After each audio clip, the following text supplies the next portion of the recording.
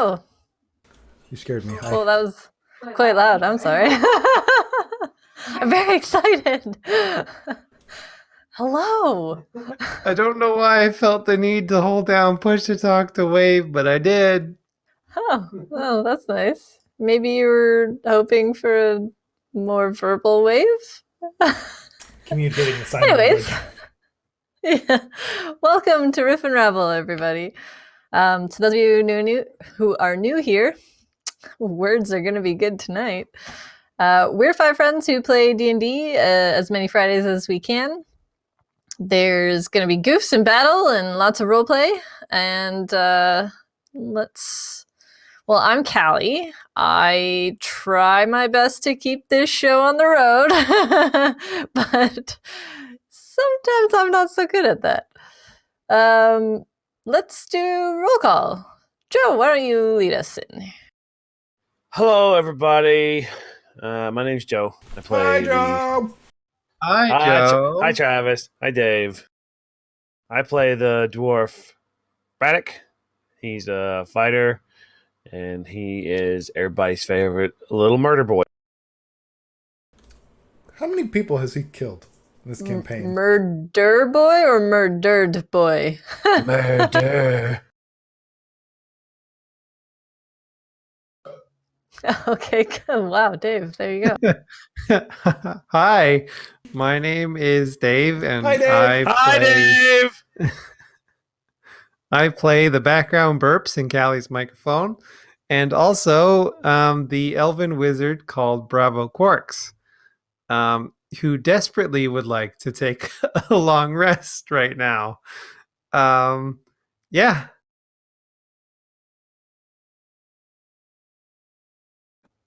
Oh, putting on the gaming glasses. Yes.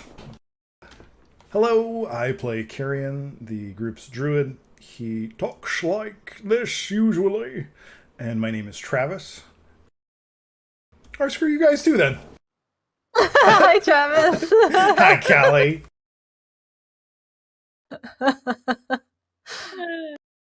Hi guys, I'm Lauren. Hi, Travis. Hi, Travis. Hi, Lauren. Hi. I play the half elf cleric North, and Hi, North. yeah, No, just regular North. yeah, Yeah. funny. Well, Hi, Callie. shall we? Hi. Shall we jump into it then? Last week there was no battle. Actually, there was a lot of relief after a very, very long battle. The party had come to port last and discovered it was under attack by frost giants. They were unable to return to their ship, and so they were forced to do battle with the invaders.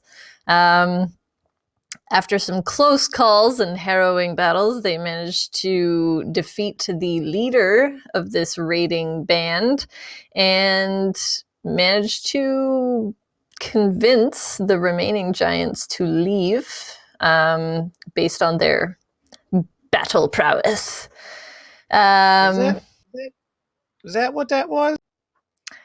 I mean, that's what you tried to convey. Hell yeah, baby.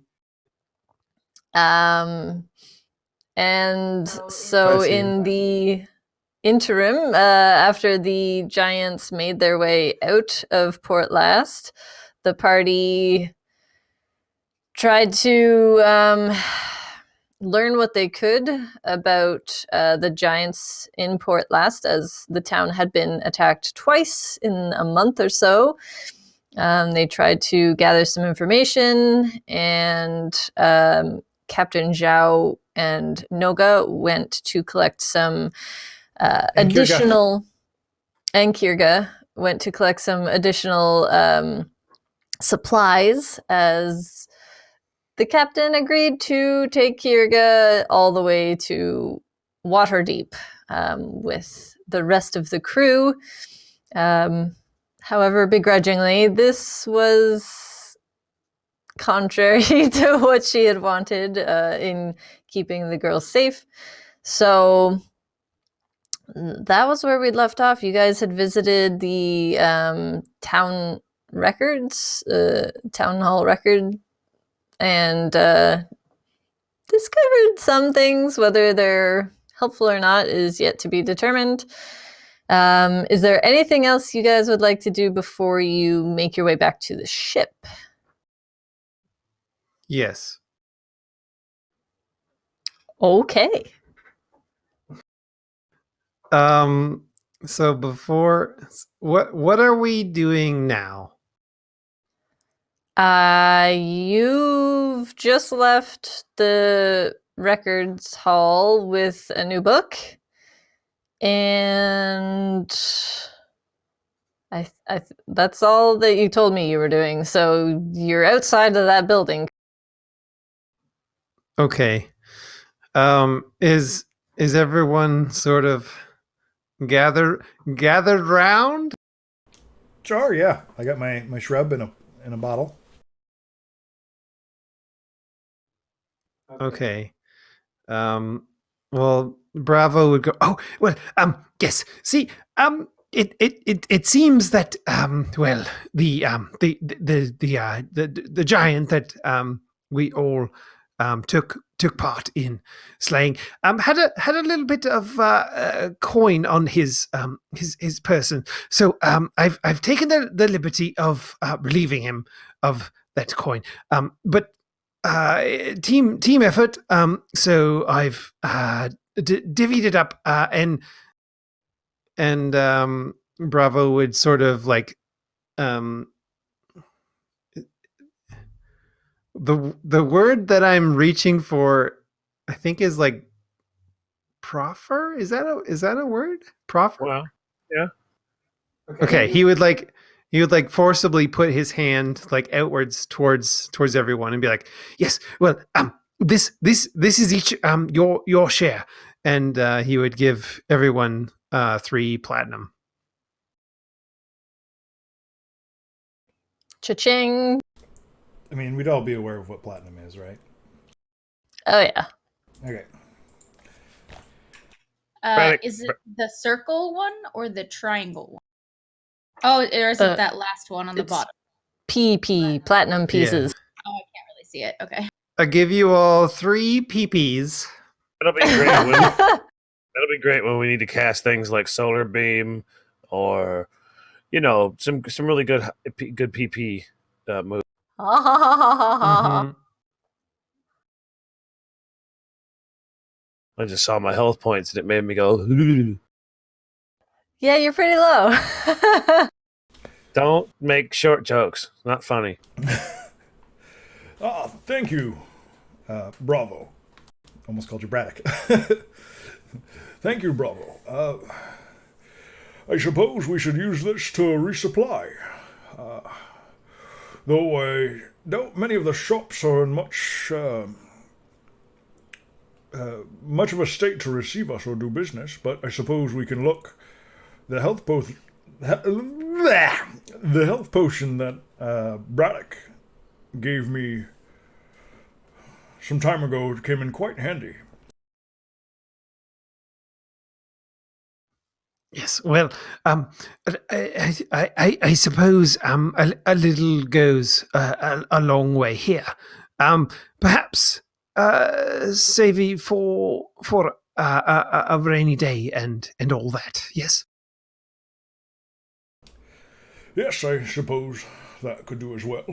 And Carrion doesn't even count the coins, or look at them. He doesn't seem to place much value in them, but he appreciates the gesture. He just drops them into his coin purse. All right. So, are you guys going to attempt shopping, or are you just going to leave? I get the impression that this isn't really like a shopper's paradise. Like, I'm not even sure we're looking at an outlet store kind of deal here. I think this is more like farmer's market. Am I right in that? Like, yeah, you can kind of tell, even from when you were looking at the inn after the battle that this town probably used to receive a lot more traffic, a lot more travelers and tradesmen and merchants. But now it seems, I mean, the economy seems good. It just seems less than what it used to be. Like you can see sort of the leftover extravagance. I mean, it's not a really big city or anything, but you can tell that these places used to be kept up more and better. Less giant holes in the roofs and all. Well, I mean, yeah, less less giant damage. But it seems like not quite Luskin-esque, where like there were a lot of buildings empty and it was clear that it was basically a shadow of its former size. But it does seem to be not quite as big and prosperous as it used to be. It's like in a downward spiral, but not decaying. But not quite Luskin. Yeah.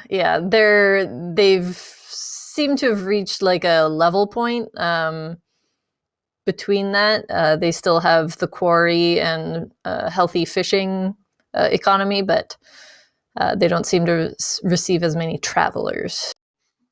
I would imagine that after just being attacked by a bunch of giants, they're not exactly in a position where their shops are open for business. It's pretty obvious as you have made your way through the town, even just this quickly, that, yeah, most of the buildings are still empty of people. A lot of them are quite damaged. Some of them have been reduced to rubble completely. Not as many, but there are a couple. So yeah, you still see people trickling over towards the inn where people have been gathering. You actually see now a heavier flow of foot traffic as it seems the main group of citizens that had been evacuated are returning to the town after news of the giant's departure. So yeah, they seem to be kind of gathering at the inn for like a impromptu kind of town meeting. Let's see what happened, take stock, take attendance kind of thing. It seems you're right, Bravo. The buildings, no one's really... There's no much point in shopping here. I suppose we should look for the captain then. Yes.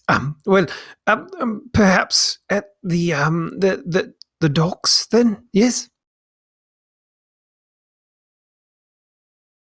Carrion just nods. Braddock's already heading in that direction. All right. Easy enough to do. The docks are on the west side of town. Everybody seems to be congregating on the north side. So not a lot of people to make your way through.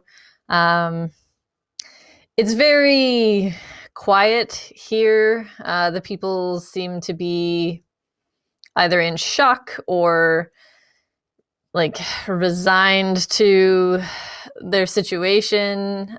This is, the second attack, and like some of the other people have said, getting attacked, even if not by giants, is fairly common being on the coast.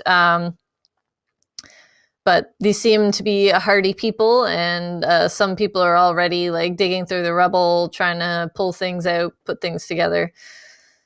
So you make your way to the docks, and you find Noga, the captain, and Kierga there. Noga's got a relatively small sack of supplies slung over her shoulder.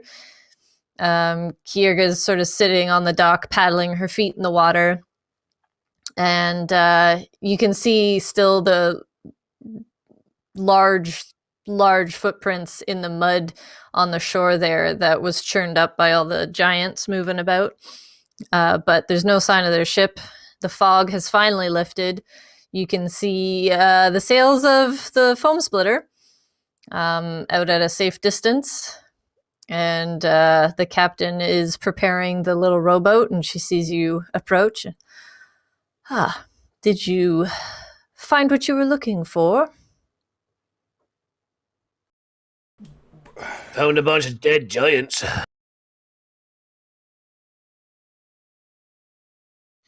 Yes, I was referring more to the information you were seeking.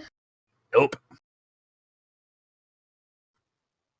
Well, no, not entirely.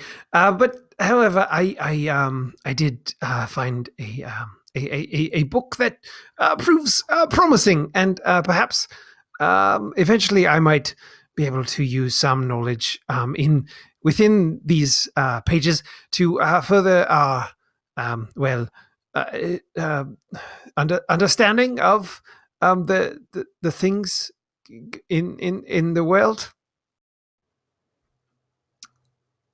Excellent.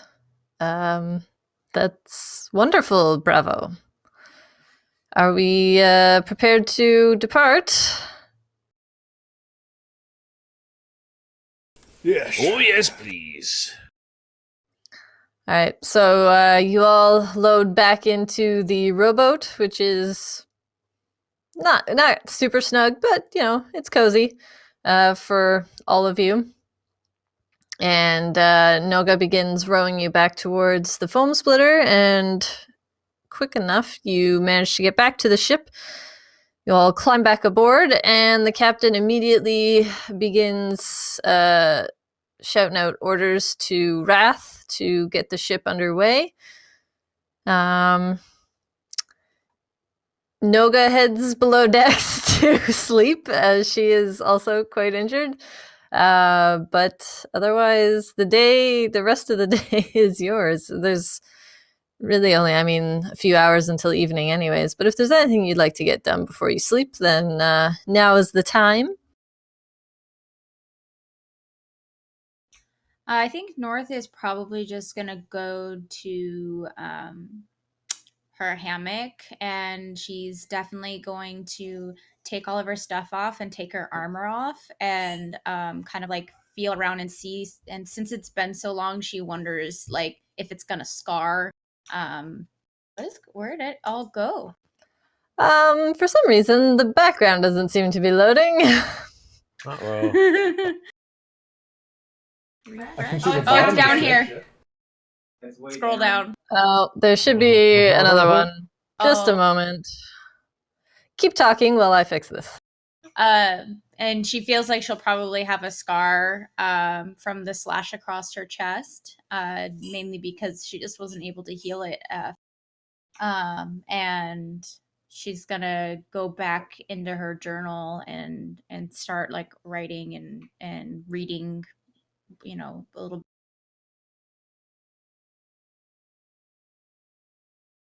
I would go find the captain and ask what or how she wants to accommodate Kirga. Braddock will be heading to bed. Fair enough. I need to go wrangle a Woofington. I'll be right back. Bravo would probably accompany Carrion, sort of realizing that Kirga was, I guess, the subject of the conversation. He would definitely want to be a part of that. All right. Oh, sweet, it worked. Okay. Fixed it. The ship's got a booty. Holy smokes, look at Oh. that. Yeah, it does. All right. Well, we'll wait for Travis to get back for that. So Braddock's going to bed. Noga's going to bed. North was doing what? I'm sorry. She's like sitting in her hammock, but she's more or less brooding over the information and the attacks today, and it's kind of got her riled up about the giants and their behavior. She's not feeling like any of them can be good guys at this point. Fair enough. All right, so as Carrion approaches the captain, Bravo sidles up next to them. Captain Zhao sees you approaching and stands and waits as she was about to go to her quarters. Yes. Captain, yes.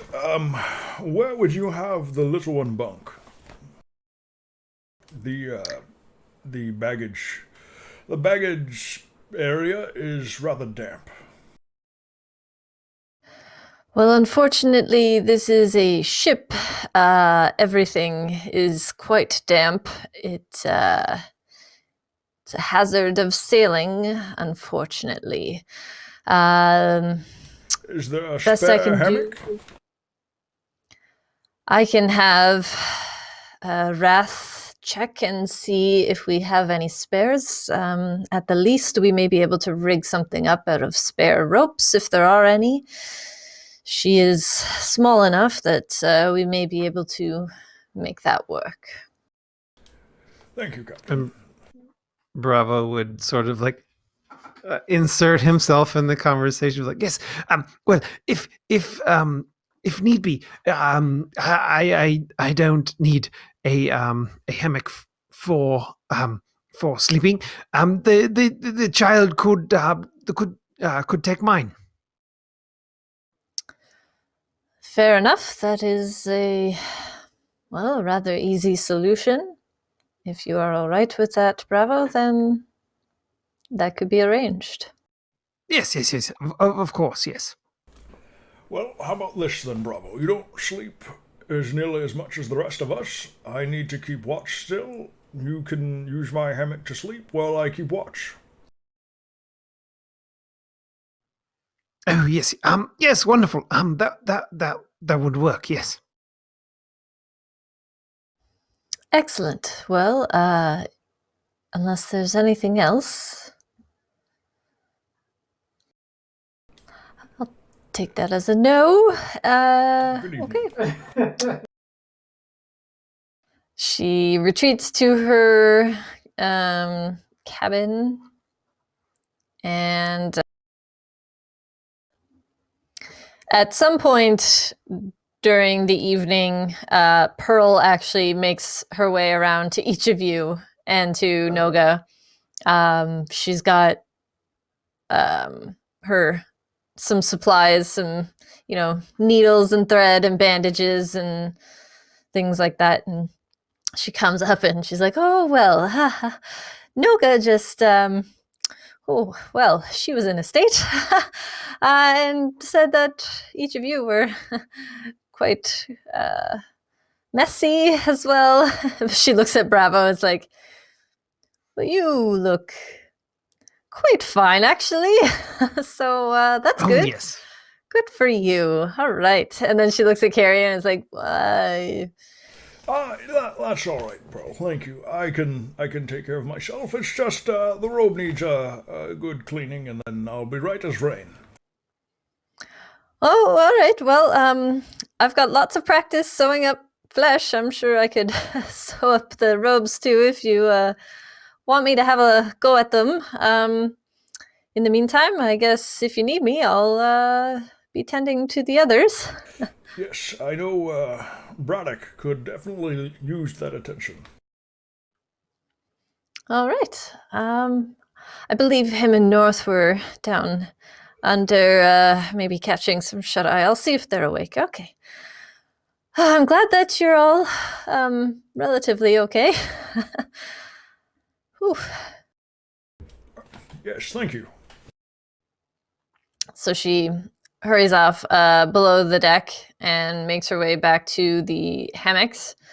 Is Braddock asleep yet, or No. is he still up? I would imagine like Braddock is the kind of asleep where one arm is just fallen off of the hammock, like he's just dead to the world, just like sawing the largest of logs. All right, so she makes her way down and she sees North and, "Oh my dear, are you... Well, I guess it seems kind of silly to ask if you're all right. Can I help with anything?" She's gonna kind of laugh at that and actually find a little bit of comfort seeing Pearl come in because she does like and she's gonna kind of laugh and get out of she's at this point she's down to her traveling robes because she's kind of taken everything off, and she's gonna be like, yeah, I'm gonna need a little bit of help with this, I think. And she's gonna show her the slash that's across her chest. Oh my, that. Wow. Well, that's. Ooh, all right. And so she starts rummaging through her stuff to pull something.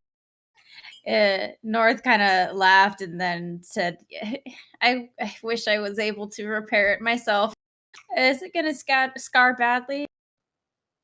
Oh, well, I've got some things that can help reduce scarring, but oh, it is quite deep, or it was. It looks like you've had some help here. I imagine if you were able to do some more divine healing on yourself, then it would at least reduce the scarring, but I am not really trained in the magical healing arts, so I don't know the tendencies there for scarring, but if you leave it naturally, yes, it will scar a bit. But I can sew you up a bit and at least make it less noticeable. That'd be great. Probably by once I go to sleep and get recharged, I should be able to at least the deepest parts of these. I don't have to deal with it for too. She pulls up a crate next to the hammock, in fact, and she's like, okay, well, just lay down. And she pulls out this clump of, it's like mushy, well, it's not mushy, but it's like mushed up herbs and things that seem to have been stuck together in a paste. It looks like gum, basically. And she's like, all right, chew on this for a while, and while I get ready, should be right as rain soon enough. She'll go ahead and chew it. Does it taste bad? Not bad. It's not great. Like medicine. Yeah, it's more like of the pleasant medicines. It just tastes earthy. And at first, it's just the flavors overwhelming you, and then you start to notice like a tingle in your mouth. And then the more you chew it, the more you swallow, your eyes start to get heavy, your limbs start to get heavy, and before you know it, you're unconscious. Cool. She done drugged you. Well, because the last thing you see as your eyes are drooping shut is her threading a needle and starting in. So it's probably not something that you want to be awake for. Fun. When she's done with North, she actually makes her way over to Braddock and nudges him a bit and nudges him a bit. And then just like does what she can with what she can see. Wiping off the blood, washing away the blood, cleaning him up as best she can. I'd imagine eventually as she started working, like her first attempts were just nothing. Might as well have been poking the bulkhead for all. And then like eventually she just like sets into work and slowly starts to wake him up, and he's kind of like ah, ma, ma. And then he actually starts, get away with you. Who is it? Oh, It's well, just me, you silly dwarf. Just you shouldn't sleep in your armor. fair. That's fair. That's fair. That's a fair criticism. But I understand that you must be quite tired, so just let me clean you up as best I can, and then you can do the rest when you wake. No. It's fine. You're right. I should get out of these. I was just tired. Yeah, here, help. Here. And he just like tries to get himself out of the hammock. No, but he's She not helps you. accustomed to hammock sleeping, so It's kind of more like trying to get out of a beanbag chair. It's like he tries to like scissor kick to try and get out. She shows you an easier way to get out, and then helps you out of your armor as well, makes it go a little faster. And then just kind of looking at the shreds of your clothes, she's like, "Oh my!" He casted mending on my uniform. On some, on the uniform, yeah. But you take that off as well, and you've got, your traveling clothes and that, and yeah, he handles the uniform, like the tunic. He handles that with the kind of like reverent care. Like it's still muddy and bloody, but the holes are repaired and everything. And he just like folds it, like way nicer than his armor. Like his armor is in a heap on the floor there next to him now. Like he pulled that off like a wet shirt on a summer day. Like he didn't care about it. But the tunic, he's like folding it and sitting it down, like like the reverency someone would show to like a flag or something like that. Yep. And she notices, but she doesn't say anything about it. And then, is there any particular wounds that need addressing right now? And he just kind of goes like this. It's like a game of operation. He just indicates his entire body. It's like, Got an I apple suppose. over here. Yeah. Bone over here. I suppose, kind of like you read a book, left to right, top to bottom, as you. All right, so she sets to work. She's gentler than the healers in Citadel Adbar that you were used to. But obviously not. It's got to be more gentle than the military healers. Yeah, but not quite as skilled, perhaps. She gets the job done, and she does a good job, but she doesn't seem to have quite as much experience as the other ones do. But she patches you up as best she can, and relatively quickly you're able to either go back to bed or do whatever you're doing. No, he's awake now, so I mean, like he would probably like try and go back to sleep, but he's got to like get back into it again. So he would be up and walking around. He probably would head up onto the top of the deck that is the top one. That's the top of the boat. That one. We should have all learned boat phrases and words. Well, the deck is the top of the boat.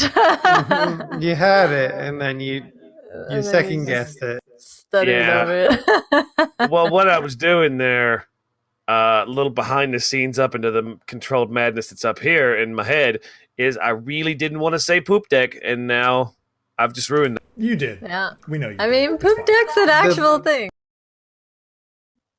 The poopy dick. Nope, that's not. Those aren't words. Those are words that never should have been on this. And yet, there They they are. were. All right. So the rest of the evening passes for those who are able to eat. Gleph gets food ready for all of you. And you take your meals and then eventually find your rest. And the next... Who would swap with me for lookout duty? Oh, Noga's still on that, yeah. Okay. That sucks for her. Well, she immediately went to Pearl and then went to sleep. So she got a couple hours rest, enough to, get her going. But then the ship is underway and you guys are back at sea. Splish, splash. All right. So with the full rest, you guys get to heal up to full. Hell yeah. You regain all of your Magic. abilities. Yes. I have a very important critical question that needs to be answered immediately.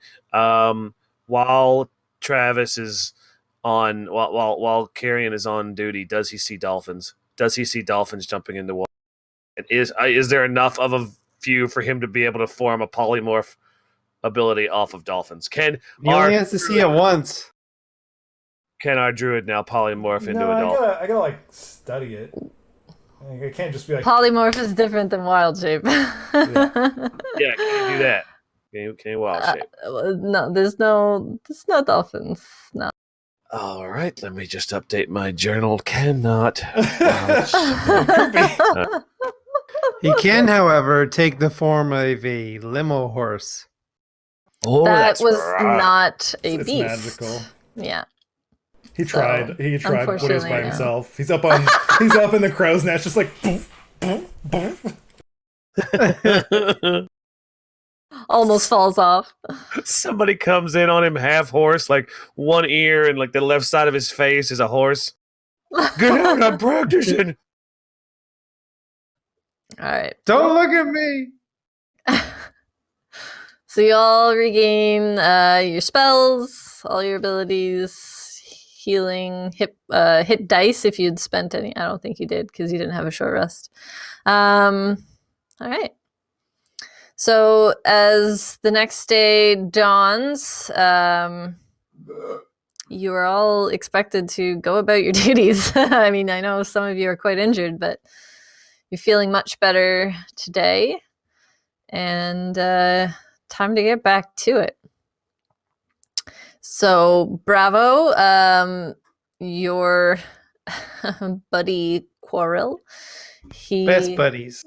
shows up and immediately takes you away to repair some leaking joints. And who else was? Oh yes, Gleph and Braddock are in the kitchens. Gleph, I mean, it's the same old basically, but he pulls out actually a bottle of spice that you have never seen before. You give it a whiff, and it's kind of spicy, but like earthy as well. You give it a little taste, and it's got some heat to it, but not like the sharp kick you in the face kind of heat. It's more like a smolder. And so he brings it out and he's like, I want to try this today. See what everybody thinks, just to, lift everyone's spirits after port last. What do you think? Braddock would take it and like sniff it and just kind of do one of those like cats I don't like faces, like oh, what is in that? What have you done there? What is that? That is not. That's not for people. You give that to horses. What is that? No, trust me. It'll be good. It's my own recipe. I've been refining it for a few years. It'll be good. Trust me. I mean, trust where it's due. I've got faith in you because, well, I've got faith in you because you're a good cook and we've worked together. But you could knock the stink off a corpse with that. I mean, it's kind of what I'm going for. Wake everybody up, energize them, give them a little kick in the seat. Yeah. No, I understand. Well, best of luck, I suppose. Oh, you'll be having some too. Don't worry. No, I will not. Thank you very much. I appreciate the offer, but that spice, my spice, will stay right there with your spice shaker. That's not how that works. Never mind. Well, you're the cook. You gotta try what you make. Nope. No, I will take your word for how much goes in. I'll put that much in and call it a day. Don't worry. You'll like it. All right, you get one. You get one. You get one taste. That's all I need. You'll love it. Cut to when the food's ready and he's just shoveling down 8 bowls.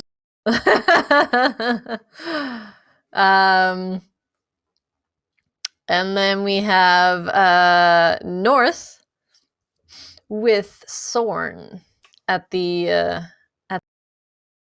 Navigation. Would she have felt seasickness upon waking up after eating that weird herb and being stitched up and stuff? You feel surprisingly refreshed, still a little stiff, but you slept through the night after that. And so you didn't really have a chance to feel the seasickness because you weren't just sleeping.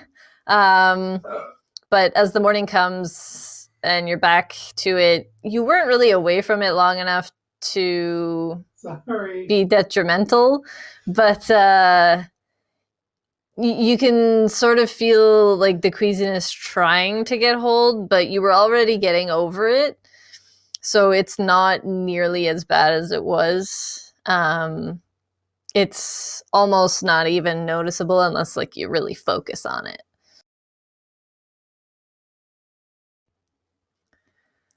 So you make your way to the wheel, and Soren is standing there, and he doesn't seem enthusiastic to see you, but he doesn't seem, off-put at all either, but he seems wary based on your reaction last time.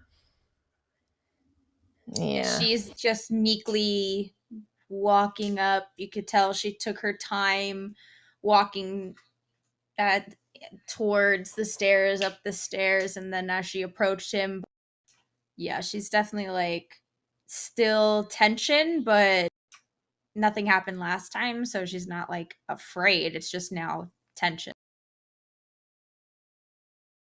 She's just gonna kind of walk up to him, assuming he's either gonna ignore her again or he's gonna give her a command. He watches you approach, and he gives sort of a curt nod. He's not warm by any means, but he's not giving you the cold shoulder or anything either. He immediately starts explaining the navigation tools and things that he uses. And then after about an hour or two of, showing you the ropes, he says, "Have you studied the stars at all?" Oh, yes, extensively. All right. Well, then, why don't we do the next lesson at night? Tonight. When night falls and the stars come out, I can show you how to navigate by them. That sounds good.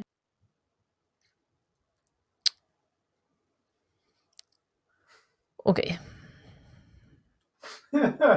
She is secretly excited about learning what constellations and things they use at sea, because it's definitely different than in the forest on land. But again, her racism and her naivety is getting the hold of her. She isn't quite able to be the bigger person and jump over that hurdle just yet. He also hasn't completely given her a reason besides this is, it's a work relationship, to even think that she should kind of go beyond the tension. So it's just kind of like a mutual thing that's going on. We're doing the things that we're supposed to do, Yeah. and we're not fighting, and I'm not going to say anything because I might hurt, she doesn't know what that what the drow is capable of, so she's just a little meek. Yeah. He seems perfectly content to leave you in your uncomfortable state. But the lesson goes by fairly easily. You learn a little bit more. And the day passes relatively easily. Bravo, you get pretty soaked this time around as Coral teaches you how to stop up leaks and replace rotted boards and things. But it's a good day. You learn quite a bit. You get a couple slivers, but he helps you pick them out. And yeah, pretty productive. And then dinner comes, and Braddock, Glyph has the pot ready and waiting and holds out a spoon to you. He's got his spice in there, and he's offering you the first taste. Yeah, no, I imagine him going to exactly like I said, like he would like wearily take it, and then like there's like a slow build of rationalization in his head, and then he just tears into it. It's better than I thought it was going to be. Yes, right. And then just like takes a whole bowl and just buggers off to a table. So Glyph just laughs and starts doing it out to everybody else. Told ya. yeah, I'd imagine he'd come back for at least thirds. You know, yeah. And the heat kind of like builds on itself too. So like as you're digging in, you don't really notice, and then as you go up to get your third bowl, it's like, but it clears the sinuses. He would ask like not in front of anybody, but like if there's a moment where it's just him and Glyph, like Glyph is dishing it out into his bowl, or vice versa. Like if it's just him, he would lean in. Glyph, I'm a simple dwarf by anyone's definition. I like my potatoes and I like my greens and nice roasted meat and a little salt. That's it. But this, the spice. Well, if you mention this to anyone, I will kill you. I will cut your legs off and throw you overboard. I promise. This spice has, for lack of a better term, awakened things in me. Glyph just nods. Got a food boner. Glyph knows exactly where you're coming from. So I guess what I'm saying is, what is it, and can I have some? It's a secret recipe. I mean, it's in the title. I can't really tell you what's in it, but if you like it that much, I can whip you up a batch, and you can take it with you when you leave. That'll be fine. I'd like that. Yes. Are there more of these spices? And he does like air spices, like air quotes. He pats you on the shoulder and shakes his head. Oh, you poor dwarf. Yes, there are. So is Braddock like England when they found India?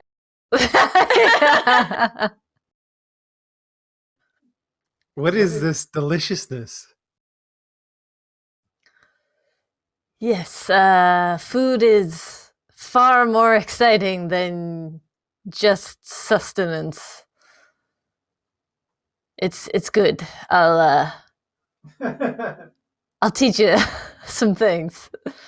See, what's really the problem now is now the other members of the party have really, really got something to worry about.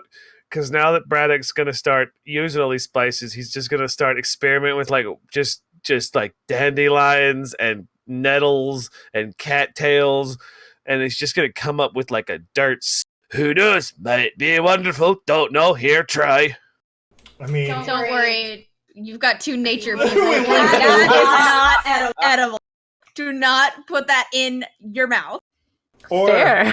or that's fine. A little dirt's normal. North and Carrion are constantly going to start treating Braddock like a 5-year-old. No, get that out of your mouth. Get. Or the other way around, like North knows it's like a numbing agent. Like, yeah, eat it. It's great. No, watch. No, let him. No, watch. Yeah, no, just let Carrion. Let him do it. It's going to be fun. Maybe it's one of the herbs that like Carrion doesn't know, but she knows, and he's like, "But it's gonna." And I'm like, "It'll be fine. Don't worry." Just that would be hilarious. So after dinner has been served and eaten, Noga comes down to switch shifts. Are you still doing the night shift, Carrion? Yes.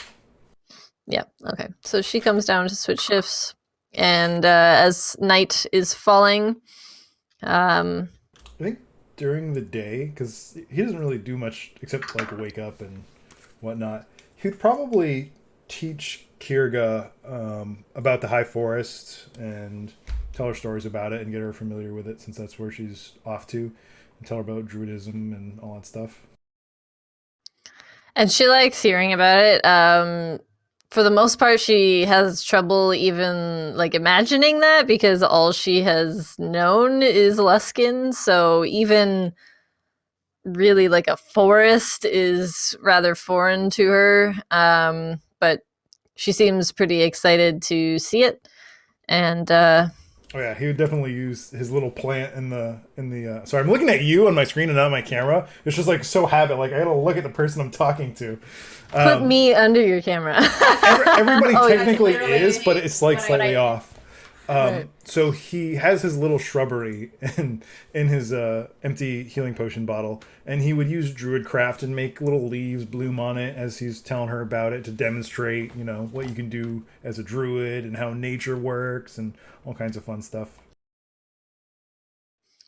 She doesn't seem to quite get it, but she seems interested. Definitely, she loves seeing the magic that you show her, and yeah, she seems pretty receptive to it. So as night falls, Kierga goes below deck to go to sleep with the others, but Carrion goes up into the crow's nest to take his watch, and North returns to the wheel with Sorn. He's waiting, and he seems a little more, for lack of a better term, perky. As the darkness falls, he seems a lot more comfortable behind the wheel, and he's just sort of leaning casually against the wheel and staring up into the star-filled sky. She's gonna approach in a way that is not gonna like scare him or anything, like making sure that she just made herself known without really saying. And she's gonna kind of like come up next to him, look at him, and then also look up to the sky. And then she's going to point out a constellation and just kind of say, that's this one, right? Like trying to gauge if her knowledge is the same as his knowledge. And he agrees. He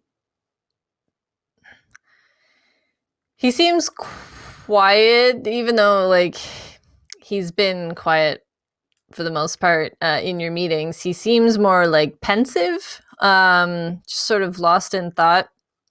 But as you pointed out, he looks up and he nods and he says, I had to learn these all very recently. I didn't grow up above the surface, as you probably are aware.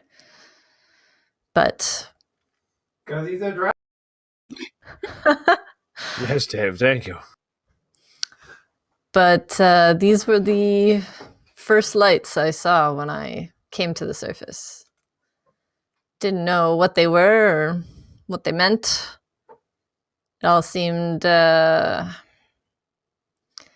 terribly large and bright, but it's come to be comforting to me. She's gonna be a little bit surprised that he's going to share something with her. She like almost misses part of what he was saying just because she's like, oh god, we're getting a story, like and it kind of like gives him a little bit of like a human aspect, you know, that she senses a little bit of like that, oh, I was scared going to a new place and I took comfort in the stars. So she's going to nod and ask, you said recently, how long have you been on this? She's like not quite sure if that's offensive to say or if that's like, you know, how to go about. Well, I suppose for one as young as you, it is not exactly recently. I've been on the surface for 100 years, but for my lifespan, that is fairly recently. Oh, I see. Suddenly feeling a little bit jealous that he's been alive a lot longer than her and has spent all this time with the stars. She's going to look up and point out a constellation and also talk a little bit about herself. She's going to say, I was orphaned at a very young age. And I was found and brought to the forest. And I had a mentor, and she would tell me stories. And this story, and she's going to talk a little bit about it. And then she's going to look to Soren and say, do you have the same stories? Well, the myths behind the constellations are still new to me. I learned them for the sake of navigating. My home had its own stories that obviously had nothing to do with the stars, as we had no sight on those, but I find them interesting. But I don't read up on them very much. No, I just like to think about them in my own stories. She's gonna smile and then also like kind of looking up to not keep herself from just kind of. I'm assuming Soren's probably like probably a lot attractive because he's a drow, right? Like chiseled, yeah, and he's Yep. got dark skin. Is it like black or was it like bluish or? It's like jet black, and his hair is sort of like a silvery white. He's a hot boy. Yeah, because she definitely keeps finding herself staring, and it's more or less in like she just hasn't seen it before, and it's weird that she's so close to something that she was taught to hate, or at least knew of the stories of these creatures being so vile. And she's gonna let some time pass before she brings anything else up, but then she's gonna be like, so why did you come to the surface and, you know? That's a long tale. Suffice it to say, my home is a violent place where only the strong survive. And though I managed to survive, I wanted something more, something else than just fighting to live. And as a male, we were not allowed to elevate ourselves very high in the society there, so my options were limited. if I wanted to do anything other than be beaten, fight, try not to look at someone the wrong way, I would either have to die or leave. So I left. I didn't know it was quite like that. I'm sure you've experienced your fair share of, well, what I had done to you earlier, which was ignorance. The reputation of my people is well earned, for the most part, but just as humans can be either good or evil, or both, or neither, so can the drow. She's going to But kind of let yes. that sink in because now she's got Bravo in the back of her. And Bravo is saying, not all giants are bad. And having in what has been known as an inherently evil creature say, not all evil creatures are evil. She doesn't like coming to terms with that because of her firsthand experience, and it's probably because she hasn't had that evil firsthand experience with drows, so it's a little bit easier for her to believe. She's gonna grow.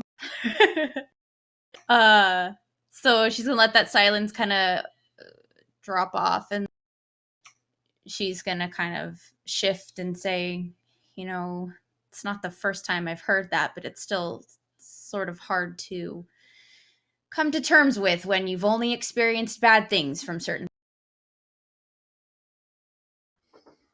Certainly. I am guilty of some evil things myself, but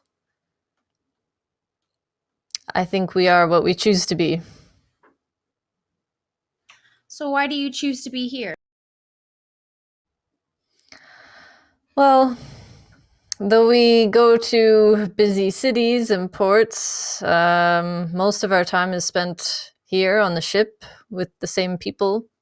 I don't have to pretend to be something I'm not. I don't have to prove anything. I've already proven it to them. So it's easier here and get a pretty good view of the sky. She's just gonna nod and take that story as the face value of just he's accepted here, and that's why he wants to. And then she'll kind of bring the conversation back to, so what are the important constellations? What do you follow? How do you correct when you've been off course? Things like that. And he jumps back into it. He's a lot more open and talkative now, in terms of giving out the information, but you do your lesson. That's where we're going to stop for a break right now. Seems like a good point. So we will be back at quarter after. Quarter after seems good. Before we go, I'd like to encourage everybody, if you haven't already, to go check out our friend Anne over at Kijari's Curious Crafts. She's pretty amazing. She's very creative. She makes things like D&D terrain. She makes felt ornaments. She makes one-shots and things. Very fun to watch, very encouraging. She's very creative. You can craft along with her. She's really, really great. Take this time, if you haven't already, go check her out at twitch.tv/curiouscrafts. And in the meantime, yeah, we will be back in about 10 minutes. Okay, thank you.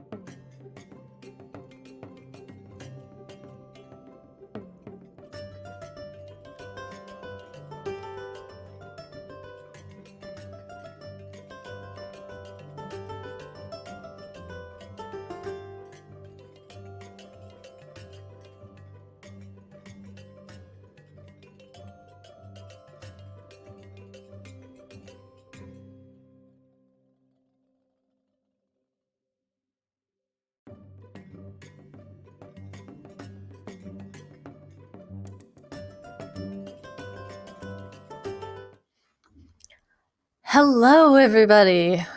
Welcome back. Thank you. Thank you for joining us once again. I can delete his cam. I can just That would, Nope. maybe Yeah. that would be a good Nope. idea. No. Just delete it until we all stop waving, and then bring it back. Hashtag front back wave. It's going to be a thing. Nah. It's not a thing. That or it's going to be side on, like it's a side on wave. I'll just cut out that bit of his camera and replace it with someone else's arm. Like a child's arm, just waving. It'll be a very obvious edit, like just completely different. All right. So getting back into it. As the night draws to a close, North has made some good progress learning how to navigate by the stars. Carrion, go ahead as you're finishing up as the sun. 27. Wow. All right, there you go. I knew you were going to ask.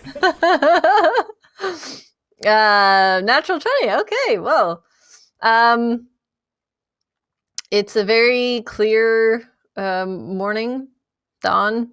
Though it's quite dark as the stars have gone, the sun's not quite up, but the sky is beginning to get lighter. You don't see any ships. You can see sort of hints of the coast far off as the sun is sort of beginning to make the horizon visible in the east, and it's quite pretty. Sorry. Oh, Walry. You do notice like a weird ripple that seems to be going through the waves, sort of against the waves, but you don't see what it is exactly. How big is this ripple? It's about 10 feet across ish. I don't maybe see. a little less. Is it going towards us or away from us? It does seem to be coming towards you. It's a bad guy. Do I see anything on the surface of the water? No, just the surface seems to be like bumped up a bit, but whatever is causing it is still below the surface. Okay, so it looks like something under the surface. All right. How big is like the bump of water? How big is the circumference of it? Like, does it look bigger than the ship? No. It's like it's a roughly 10 feet across ish, but the wake doesn't seem to be very long. Okay. I am going to be paying astute attention to it. How far away is it? Currently, it's at about 60 feet and drawing closer. Is it like surging at us, or is it kind of like just gliding along? It seems to be Doing bad guy stuff? it's going at a fair pace, but it's not like it's not super fast. Okay. Well, I'm just going to keep an eye on it since I've detected an anomaly. It's like Carrion's just rotating with his arm out, and every time it goes past the ripple, he's like, bing! His All right. radar. As you watch it approaching, you actually feel the ship rock a bit from an impact on the opposite side. No. So I look at the opposite side. Was it like a hard impact? Well, it was enough to, like, you felt it. And as you look down at the deck, everyone else seems to have felt it too. I don't see what impacted us, though. Not currently. Okay. Is there a bell I can alarm? Or can I just shout? Yeah, I mean, yeah. You find the bell and just go boo at the bell. So the thing that did it go under the ship or It has the one that you spotted first. yeah. It hasn't quite reached the ship yet. And he just bellows over the side and he has his hand cupped so his voice travels down. There's something else traveling towards the ship on the starboard side. Is it actually starboard? Because I was like, Yeah, well, there's one did we on get struck on the starboard port and side or the port. starboard? Yeah, you got struck on the port, and Okay. the other one is on the starboard side. So, alerted by your call, some of the Captain Zhao makes it to the deck. Noga was already coming up to relieve you. She makes it to the deck, and Wrath is at the front of the ship. And they all seem sort of concerned. Yes, Joe? Would I have heard his shouting down below deck? You would have heard the people shouting at the impact. You would have felt the impact as well. I'd You probably imagine- didn't hear Carrion. Yeah, I'd imagine like at the impact, Braddock would have started hauling his gear on. Like I don't know, I can check see what the dawn time is for my armor, and they just would have started that.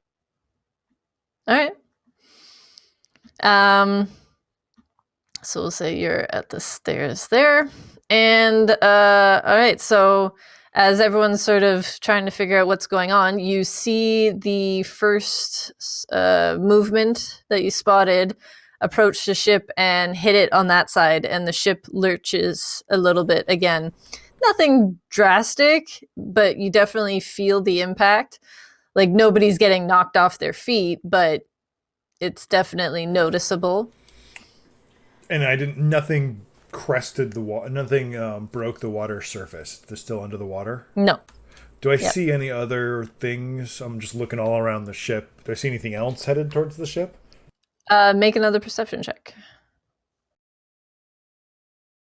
Meanwhile, Nine. North's still on top. Oh, wow. Getting both ends of the spectrum. North's still on top, right? She didn't go back down yet. Right. She's gonna like hold onto the wheel because like her first instinct was to grab Soren because she was right next to him, but then she just kidding. Like I'm not gonna do that. Sure, we've gotten a little bit closer, but we're not. And she's gonna look to him, and you can tell she's like, what could that possibly be? In these waters, just about anything. She's gonna look around and also see what she can see.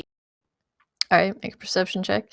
Carrion, you don't see much aside from the first ripple that you saw. It seems to move away from the ship a bit and then disappear. North, you see a ripple near the back of the ship approaching the ship. She kind of brace herself and tell Soren, I think something's coming from behind. He spots it as well and is like, well, hopefully they're not doing any damage. Captain? Did you find that information, Joe? Yes, it ain't good. 10 minutes. Yeah, Yeah. it's like 10 or 15. Oh, I was joking! Yeah, no, Yeah, no, putting it's- on armor takes a while. It's 10 minutes. Well, we'll say about 5 minutes has passed between the first impact, or after the first and second, and now. And you all feel a third impact. And the captain makes it up to Soren and peers over the edge. And she can't spot anything either. But she starts yelling orders. Wrath is on the front, also shouting orders. And Noga just kind of stays in the center, unsure where to go, but she's got her sword sort of gripped, ready, but nothing seems to be coming out yet.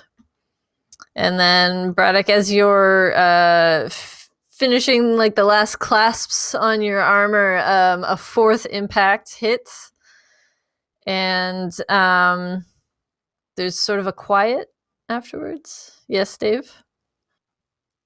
Sorry, hello. Slow to react. I think as soon as the first impact would have come, I would have gone down to find Kierga, and I would have cast Tiny Hut around Kierga. All right.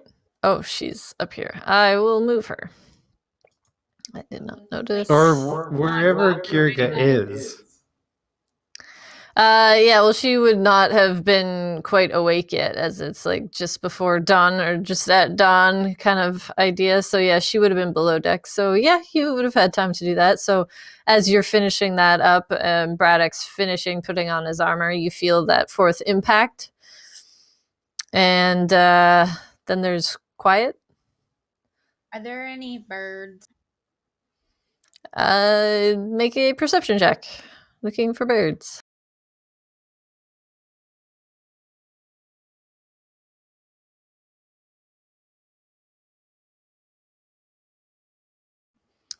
Your eyes are very 21. sharp, but in the darkness, you're looking around and you don't see any.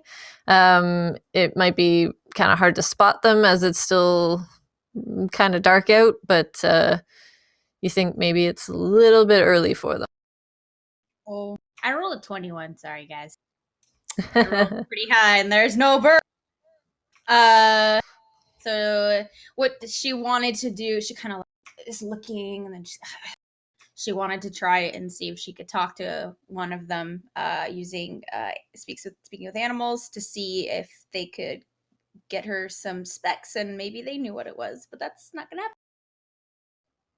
She's just gonna look weird looking up into the sky instead of at the water.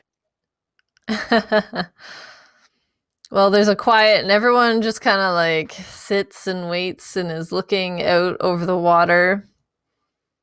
And as they wait, the ship lurches a little bit towards the front. And as you are looking, you see an enormous webbed foot No. reach up and grab the railing and haul an enormous bulk over. As you see a giant toad climb onto the front of the ship. And it sits there and just kind of looks around, blinking slowly, and croaks loudly. And everybody just sort of pauses and looks at it. Is that knockout? No. And then, as everybody's just kind of paused, waiting, the ship lurches again. And a second giant toad hauls itself up over the railing and sits at the side of the deck and looks at all of you. Uh-oh. North's gonna look to Soren and The captain and Soren are just sort of equally alarmed, but nobody's moving. Captain, have you Braddock's- fought these things before? Braddock's gonna, at this point, I guess it's safe to assume he's all the way in his armor, and he is kind of gonna run up to next to Noga, shield and axe ready, and he's just gonna be like, he's just gonna kind of like nudge her with like his arm. You get this a lot out here in the waters. Toad swarms. Is that the right word for? I've never seen toads of this size before. And the captain's up there, and she's got a hand on one of her sword blade or sword handles, and she hasn't drawn it yet, but she's just standing, waiting, and she's like, So I don't know if they're just curious or. Carrion, he would clamber down as fast as he could. Has he seen giant toads before? Make a history. Are there giant toads in the forest? We got a new Maybe. cloud shape. 10. You have not seen one, but you have heard of them. Okay. So he's going to clamber down from the lookout's perch, his staff firmly in hand. As he gets down to the bottom, he kind of bangs it on the deck, and he would cast Speaks with Animals? Is that the correct name for that? Hang on. Speak with animals. Yeah, Speak with Animals on himself. And offer some kind of greetings to the toads. Yes, hello. What is your purpose? Just to see if they're intelligent enough to respond. They are not. So he brandishes his staff and uses shillelagh on it to make it sprout vines and thorns and just look as menacing as he can make it. And he brandishes it at the toad closest to him and just says, "Danger! Death!" Just trying to convey a sense of foreboding. Go away. All right, roll an intimidate check. Stupid. Probably. They are probably too stupid.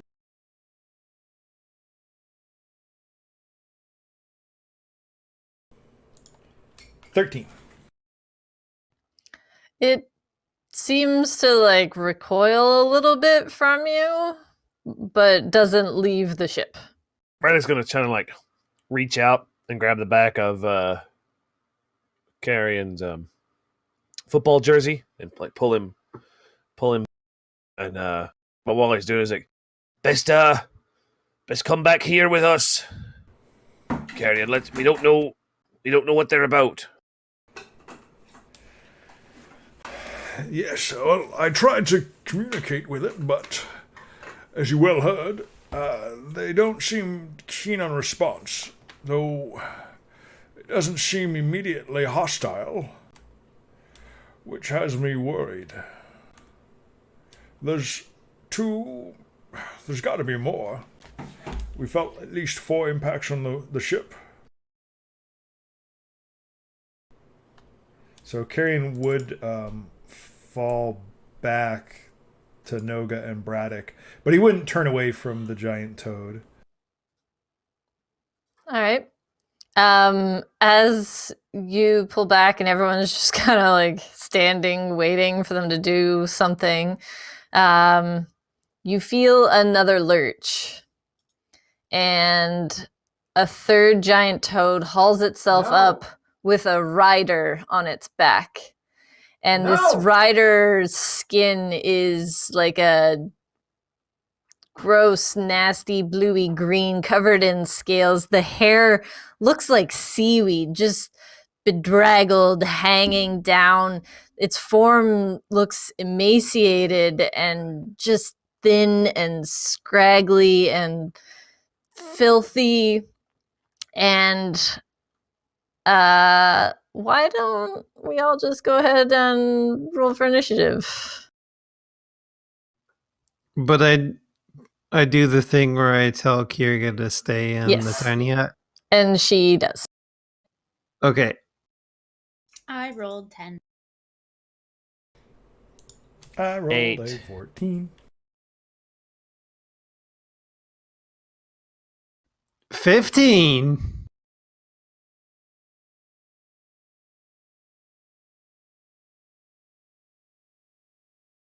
I think I'm still below decks, though.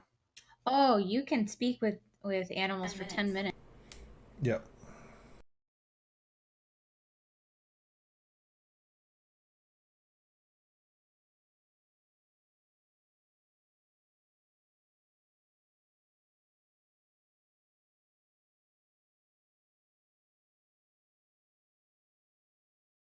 North this whole time would just be awaiting Captain's orders. She wanted to do something, but she didn't want to also be out of line. So she had just been waiting for Captain to say it's okay to attack or retreat or whatever. All right. Well, the captain is quite taken aback by the appearance of these things, but she draws her sword.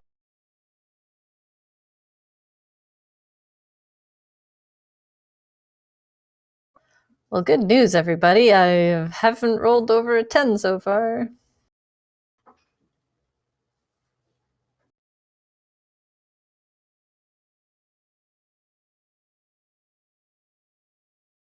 Whoops, I forgot Noga.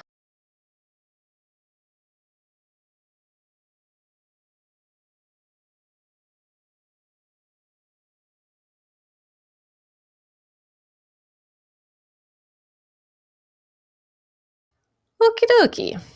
So, no surprise round, thankfully. Oh, bravo. You are starting at those stairs. So go ahead. As you ascend the stairs, you spot.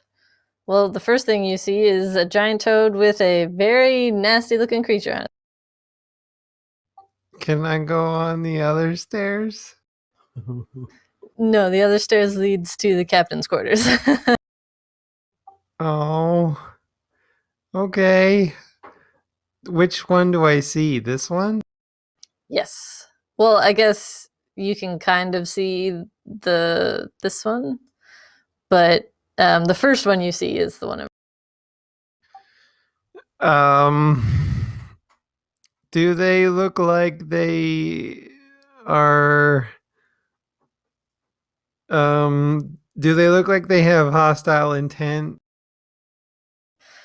The toads don't seem to, but the thing riding the one seems pretty hostile. It surfaced and immediately began screaming in language you don't understand, and the toads seem to be responding to it. But maybe I do understand. I'm pretty sure you don't know this language. What languages do you know? Elvish, Giant, Dwarven, and Draconic. No. And also whatever else they speak. No. Screaming at you in Sehagian. Whatever that is. I don't want to attack this thing first. So I'm going to run. I go up the stairs and I'm going to move over here. And I'm going to hold an action. Whichever giant toad attacks first, if they attack, I will then subsequently do a bad thing to them. Okay. All right, Carrion. And by do a bad thing, I mean throw a firebolt. Sorry, I should specify. I figured. Has Carrion seen a polar bear? I'm assuming yes. Yeah, you saw. Oh, you didn't see it. Well, you saw the remains of one. Yeah, would he be able to wild shape into a polar bear? Yeah.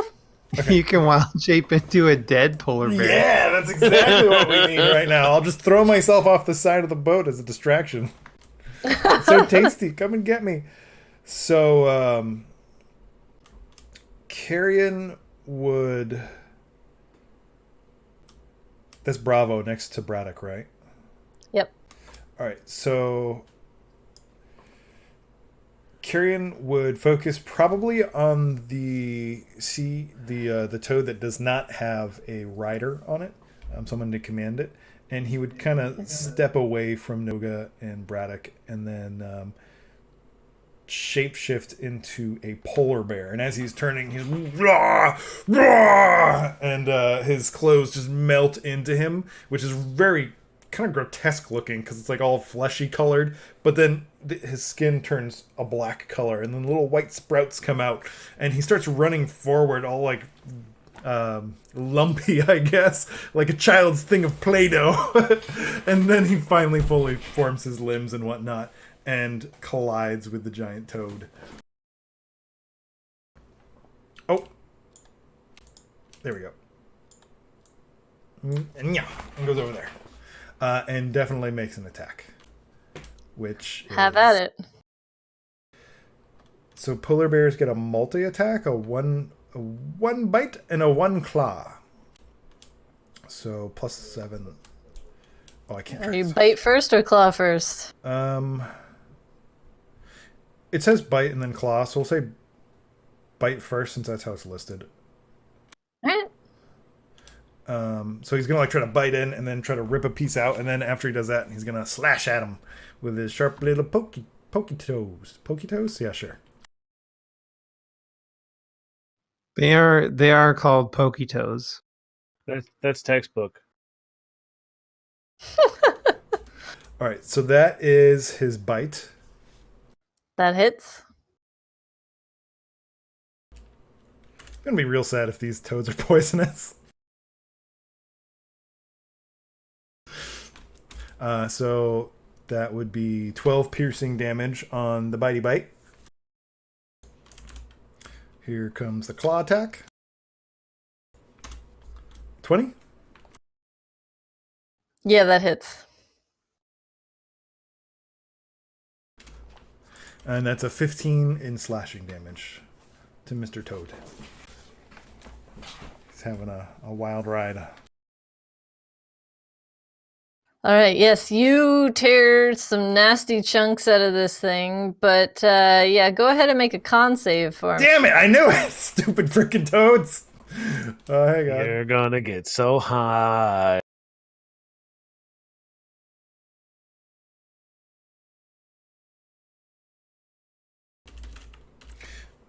Hang on, sorry. Checking polar bear con. You keep your stats, I believe, don't you? Or just the... Oh, there you go.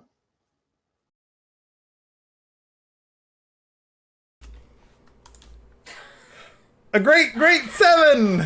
The best of numbers. So lucky. All right, so as your teeth sink into this toad's flesh and you tear a chunk out, the blood that you can't help but swallow a bit of it, you start to feel a little queasy. So would he taste like he'd realize that right away as he did that? So he would immediately spit the flesh out as he like blah. But yeah. All right, is that your turn? Yeah. All right. Then it's Noga's turn, and seeing a polar bear suddenly appear in the middle of the ship and charge at this toad, she's going to turn, and the next nearest target is the toad and sea hag, so she's just gonna see if she can... Oh yeah, she can make it there. I guess she's just gonna run over there. And then she runs up to them. Let's see, next to that. And as she's running, she draws her sword and goes ahead to take a swing. Shabloom. Does that hit? Nope, that misses. All right, so the toad is sitting on the edge there, but it's still sort of like moving and rustling, and she's never seen a giant toad before, so she goes up and tries to hit it, but it just kind of like scrapes harmlessly off of the thick hide. And she just sort of stares at this and up into the sea hag's face, not really knowing what's happening, but trying to protect her ship. North?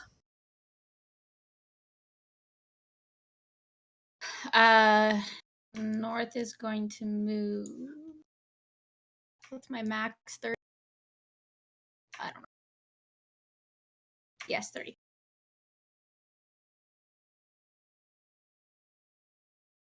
She keeps an eye on Carrion the most because she's still most familiar with him, and she is going to move close. She's also going to notice that he took a bite and then spat it out. And she can't tell if there's anything wrong, but she's going to go ahead and cast a Sacred Flame at the giant toad over here. The riderless toad. Okay, go ahead. Just making sure it's within range. Good idea. Dex.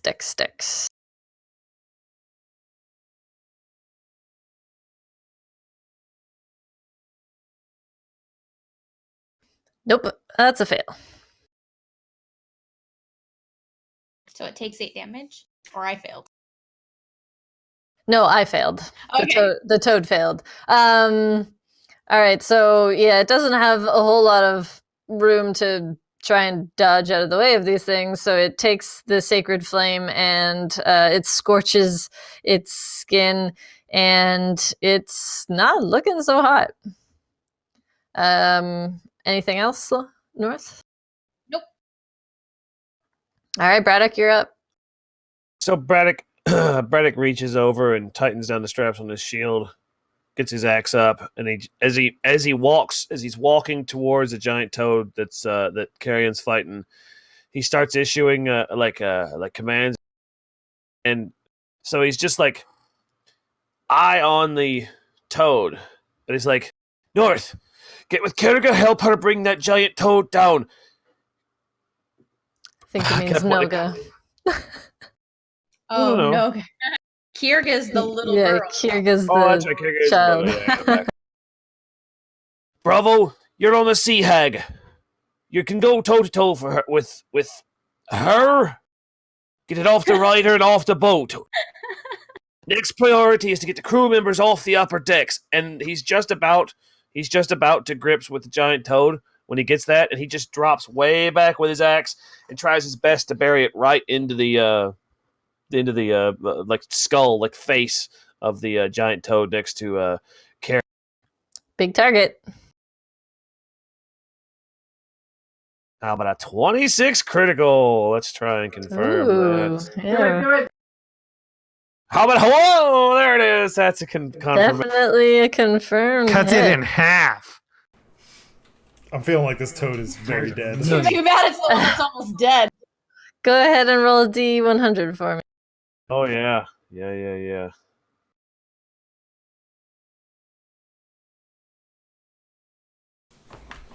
64.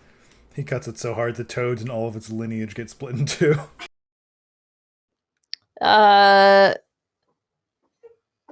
Yeah. Okay, so this effect doesn't matter because you indeed chop its head in half, like down the snout. The damage is just so overwhelming, you demolish it. Unfortunately, the effect would have been, helpful to you if it had survived, but killing it works too. Can I ask what it was? It was going to have disadvantage on any attacks. No. It does. It does now. It has disadvantage now. Yeah, it has no attacks. So like right after the toad drops, and it looks like he's like half on the deck here. Yeah, it just kind of slumps over the railing. Yeah, I imagine Braddock like 1 foot on the corpse and then just like kicks and pulls at the same time. And hopefully, I was strong enough to kick it off of the deck. And he's gonna look over at Carrie and go, "How you doing, big guy? You ready?" And he just like motions to the upper deck. Carrion just he roars at Braddock's face, but not like he's trying to eat him.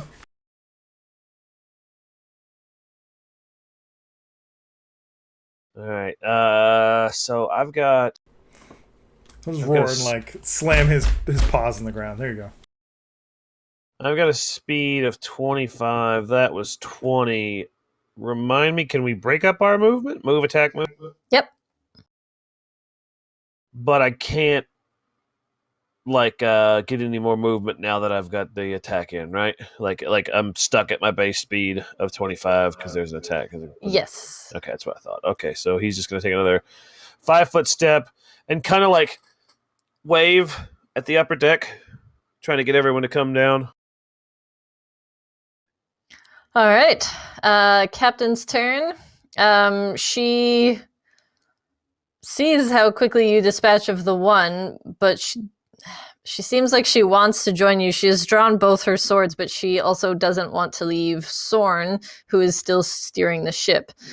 So she just kind of like makes herself ready in case she is needed, but she just starts shouting at Wrath to make sure he doesn't get in the way. And that'll be her turn. And then, that giant toad is dead. This giant toad is going to... This giant toad went to market? jump on Wrath, because he didn't quite get out the way. And is going to attack him. So, Bravo, you see the toad up top. Now that it reaches sort of the banister there, you can now see it. It's about to attack Wrath, so that you can shoot a firebolt at it. Pew!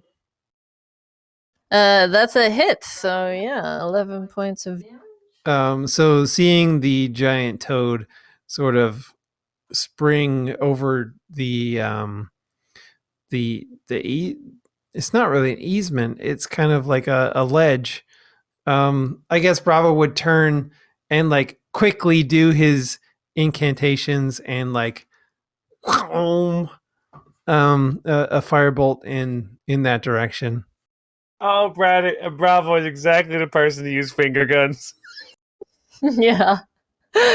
And you land a solid hit on the toad, but it seems undeterred as its enormous mouth opens and almost like fully engulfs Wrath. And he's a big dude. He's a large half-orc. But it manages to take a solid bite. And damage is... Frogs don't have teeth, right? So how much could they really do? Yeah, it's more like just mushy frog lip damage. I mean, regular frogs don't have teeth. These are toads. Do toads have teeth? These ones do. Mushy So, toad He damage. takes a bite, but he also doesn't let go. And Wrath is now grappled by this toad. Oh my god, this totally reminds me of what were we watching? The one where he dies in real life, and then he gets put into the video game. Oh, Konosuba. Konosuba! Oh my god, I have to find this. I'm gonna post it in chat. Okay. The toad with the rider attempts to take a bite out of...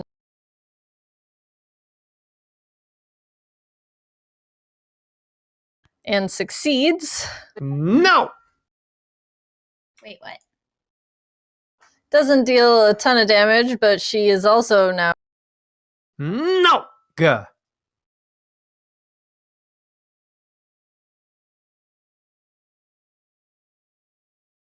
And as you all watch, you see a fourth toad appear on the edge of the ship near the rear. Near that butt. With another rider. And it appears right next to a startled captain and immediately attempts to take a bite. And succeeds. And does not a ton of damage, but she is now also grappled. We hit a checkpoint before this, right? Can we quick load? I mean, how hard is it to sail the ship if all of the crew gets eaten? Yeah, we Can we make it to port? Maybe. Yeah, well, North spent a night learning how to steer the ship. It's fine. Yeah, it's a good thing North learned all about all of the stars. Yay! It's And fine. now this hag is going to hop off the toad. Into the water. No, that's just he hopped off the wrong way. And has 30 feet of movement. It's gonna run at North. Phew. And you see this creature. It is vaguely humanoid, but definitely not human. And it's not a pleasant sight. And as it comes up, it's got these long, nasty claws that it rears back and swings at you. Let's see if I can hit. North does not hide her disgust and definitely braces herself like,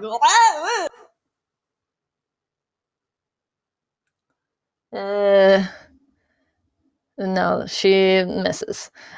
Of course. So a swing, and it just kind of off your armor, which has not been fixed, but seems to have protected you at least in this moment. And the other hag jumps off and runs at Sorn to do the same thing. No! Protect the hot one. And misses. He had a moment to react, whereas the captain did not. And so as it runs at him, he manages to dodge around the wheel a bit, and her claws just sort of scrape off of the heavy wood of the wheel. Bravo, Bravo, you have to live. If you can't die, otherwise we'll never be able to ship you in the hot elf. It'll be a sordid relationship. I'm gonna do a magic missile on this sea hag. which one? Oh, oops. Yeah, that's a different one. You're not pressing your button.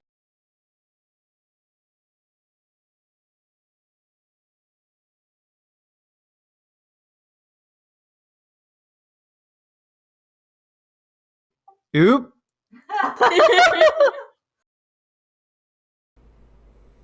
Still mage armor. Damn it! How about you push the right spell? All right, 3 points of damage, 3 points of damage. So Bravo Quarks doing the familiar incantation and sort of gesturing and all the things that he does to do this spell, sends off 3 arcing bolts that have sort of like a shimmering, mysticky rainbowiness about them that sail off in the direction of the sea hag. And they hit, and All she of them? gets. Well, I thought magic missile automatically. Oh yeah, it hits. does. Sorry, yeah. Yeah. All of them hit.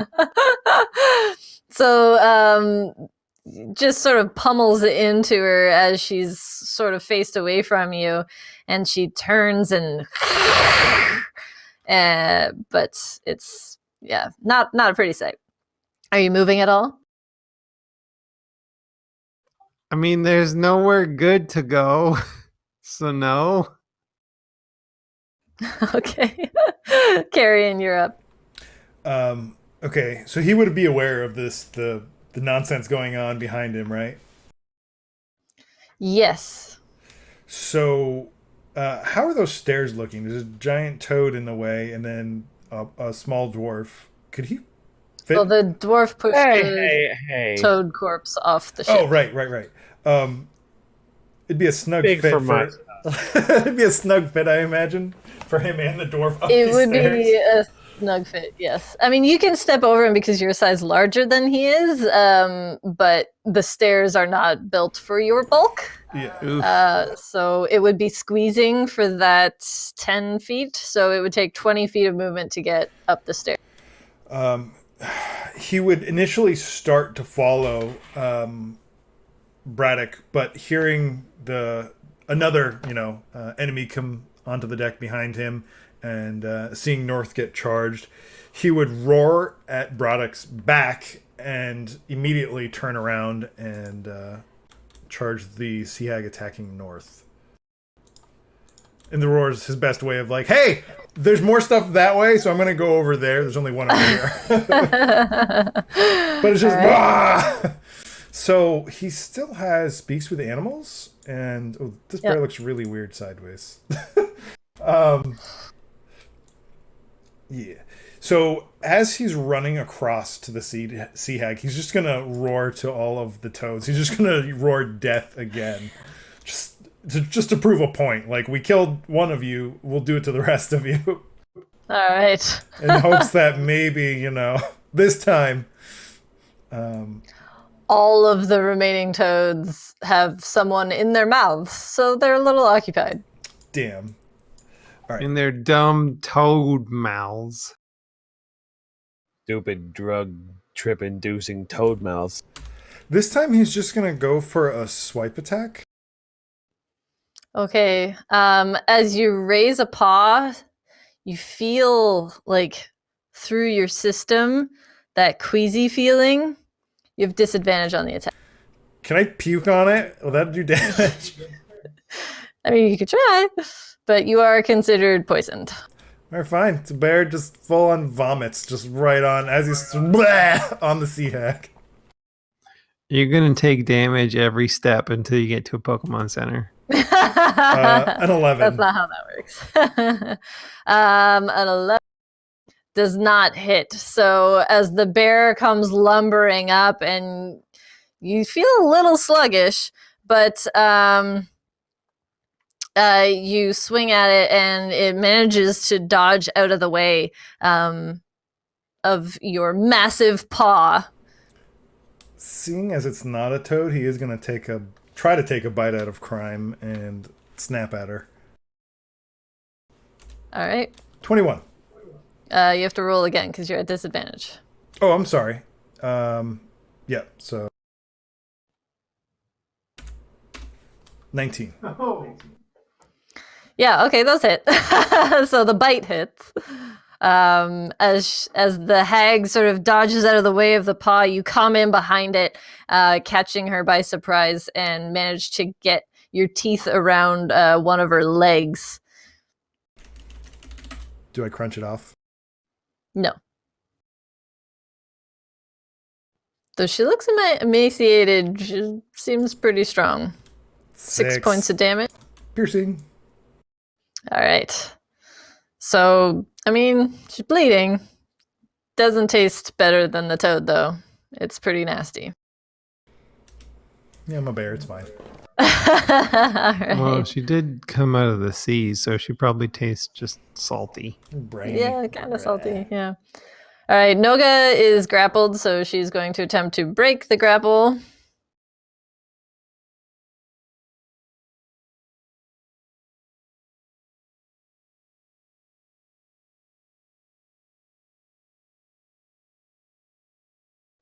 Ooh, this is going to be close.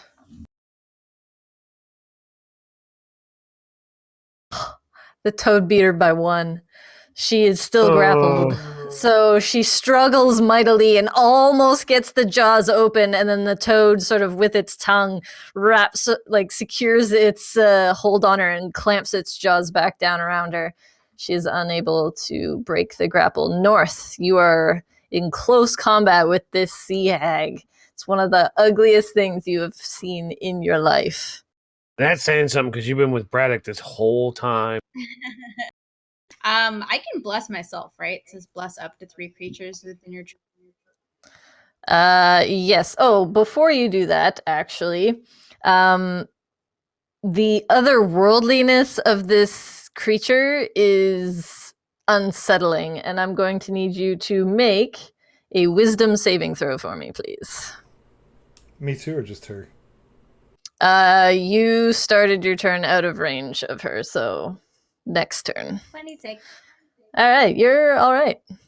You managed It's to resist. disgusting, but not that. You managed to resist the fear. Yeah, you see the grossness more over the terrifying visage of it. I Can't don't wait to like dissect this. her. Ha ha ha. Anyway. Whoa.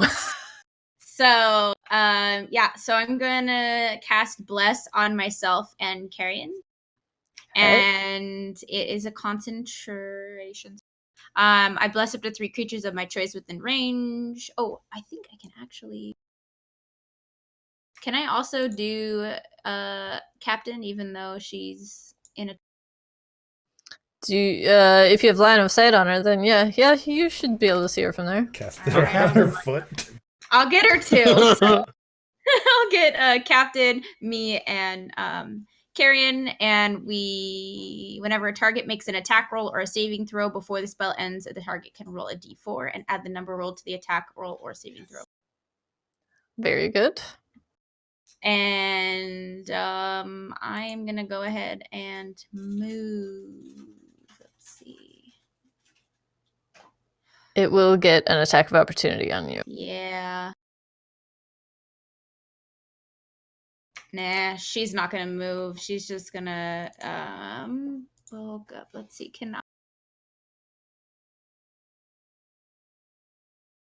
I do have a shield. She's just gonna kind of hunker down. Brace. Yeah. You can go to total defense. That is a Yeah, as an That is- action, that that is- gives disadvantage on attacks, I Oh, believe. but I already casted a spell. Oh, that's true. Yes, you did. So it's for Flare. She's just bracing herself. Yeah. now. But Fair enough. she calls upon Sylvanas and raises up her hand and blesses the 3 of them. They should feel a little bit different. All right, Braddock. Right, Braddock takes a quick check.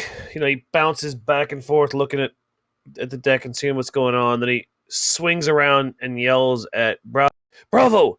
Get up on the upper deck. You need sight lines. You need to get up high. Let's go.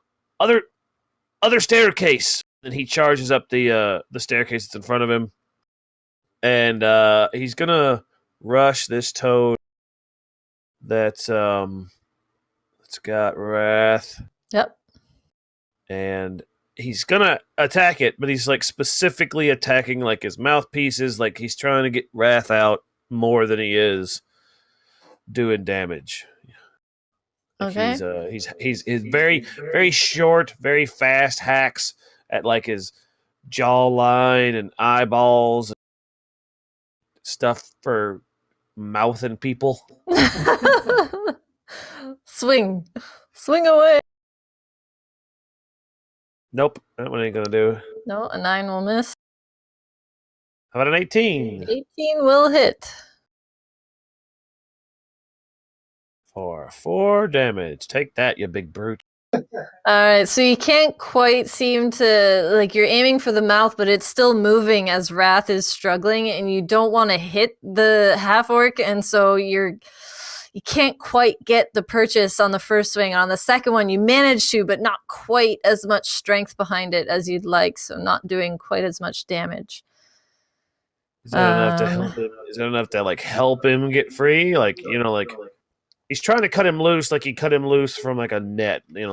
Yeah. Well, he's going to attempt to break free and fails. So not quite enough. The captain is also going to attempt to break free. And it's still not enough. The toad has her. Even with the extra d4 from the bless, She's just not quite there. Is it 2d4 then? Or 1d4 for... Yeah, 1d4 for level 1. Okay. So, yeah, she still can't quite get it. I rolled really low, I'm sorry. So she is still grappled, and then it's the toad's turn. Each toad managed to maintain its grapple. So On the plus side, they can't do anything to us while they have shit in their mouth. that is true. That is true. They are distracted. So the toad that has Wrath is going to make an attack against Wrath. But they're nomming on our friends. Rolled a nat 20. So, Braddock, as you're standing there and you're trying to hack Wrath free, the toad suddenly just kind of redoubles its efforts, and with kind of like almost like it's gonna regurgitate something, the tongue just suddenly envelops Wrath and pulls him fully into the mouth. You see the gullet around, and Wrath is gone. Not for long, he's not. I got him. We'll get him. And the toad with Noga is going to attempt to bite again. It's a good thing we quick save before this. Hits. Yeah. And likewise, Bravo, you're the only one who sees this. Noga disappears down the toad's throat. And the one with the captain is going to attempt the same thing. Another nat 20. No! And the captain disappears. I was mostly joking about sailing the ship by herself, but it's plausible. What the hell are we gonna do if that's what happened? Ay. Well, you have a week to think about it. We're gonna. What? Come on! No, We've we gotta run finish this. overtime already. We can already go past 15. We can overtime. go 15 more minutes, Mom. Come on, 15 more minutes, Mom. No, that's where we're gonna end it. 3 of the ship's crew have vanished down the throats of these toads. Sea Hag is on a 4th and is up in North's face. Tricky things going on here. Callie, What? I don't like this. Well, I mean, that's nice. Who said cliffhangers have to be a thing we do? We don't have to cliffhangers. It's not so much about what we do, it's just, how it ended up. Callie, Didn't have to. We could go long. We did go long. Like Callie. longer than longer. We could go longer. No, it's pretty late. Callie, Yes. we did a danger in Port Last with all the giants. We did it. We're done with the danger. We get back on the boat. Safe town. The boat is safe town. You were told by the captain that this stretch of ocean is not safe. Safe town. It's why she didn't want the kid on board. Just saying. She could have specified that we're going to be attacked by giant toads in 2 days. I mean, She didn't exactly know that. Anyways, you can have the week to yell and scream at me all you want. We're gonna end the will. stream here. Thank you so much, everybody, for tuning in. Hope you had as much fun as I've had. Yeah, I hope you've all had as much fun as Callie's had. Specifically Callie, because we're all being tormented. I gotta get my kicks where I get them. Anyways, we'll be back next Friday at our normal time, 7 p.m. Eastern. Western Pacific. Wow, Yeah. did it again. Yep. I want it to be 7 p.m. Eastern. No, 7 p.m. Pacific, 10 p.m. Eastern. We'll be resuming Storm King's Thunder once again. See how this battle against these giant toads goes. Be sure to join us on Twitter at Riff and Rabble. We have a Discord as well, where we share amusing things about D&D and other things like that. We appreciate y'all coming out, and I will see you next week. Have a great weekend. Take care. Bye, everybody. Bye, everyone. This Harry. is a very satisfying ending to this stream. Hurry back so you can watch us kill all these toads and save our friends, which is the only way this can end. Or we'll be sailing a ship by yourselves. Both are fine. Win-win for you guys, really. All right. See you guys.